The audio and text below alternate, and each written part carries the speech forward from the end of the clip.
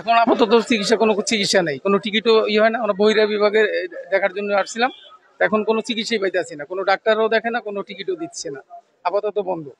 এরকম সবাই দেই, মানে একবারে ক্লোজ করে বসে নিয়ে রয়েছে। এরা ধর্মঘট করছে না কি করছে আমরা জানি না।